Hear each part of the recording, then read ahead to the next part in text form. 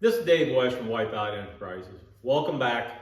We're going to continue supporting our mission statement, sharing with the customers how to build a motor reliable.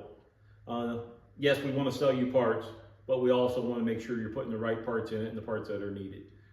So our first part of this series on the cylinder head parts was we went over what we felt is a must-have.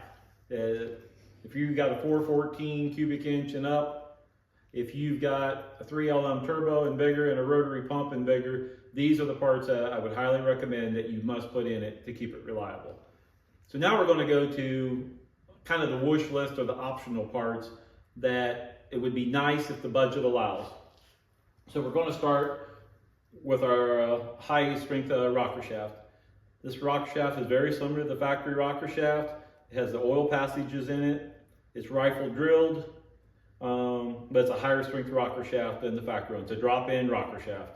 Again, the OEM rocker shaft, I would say from 1,000 horse down, is very durable and it's a good piece. For there on up, I would recommend change your rocker shaft. We keep these in stock. Again, all the parts that I'm going to show you is available on our web store and they're in stock. The other part is head studs. The factory head bolts are a very good part, but if you're having head gasket sealing issues, already have fire rings, one upgrade would be to go to head studs. And again, if the budget allows, it's a very good upgrade. These are a high quality head stud made by OptiTorque.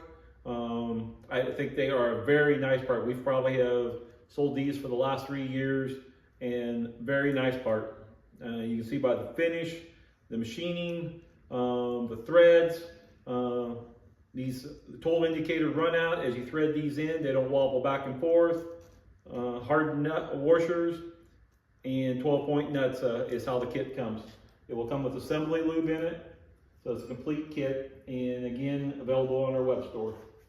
Now the one thing to be aware of is when you put a head stud in, the valve cover, the factory valve cover will not clear the head stud because it's taller. So you got two options. You either go to a 1/2 inch spacer under the factory valve cover and you put the spacer in, or we make a very nice billet valve cover. It's a one-piece valve cover is what we carry. We're trying to keep the cost down instead of the multi-piece. Most of these 2 and 3 piece valve covers, if you really look at it, you can't get them off anyhow because the turbo is sitting around on top of the valve cover. The 3 piece you can, but the 2 piece you can't get it off of there because the turbo is sitting on top of it. So it's almost a waste of money spending that extra money for a 2 piece.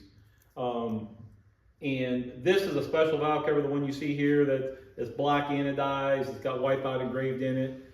The ones that we keep in stock, they're a nice machine finished valve cover. They won't have our name in it and they won't be black anodized. This was a special one that we had done. The last thing is lash caps.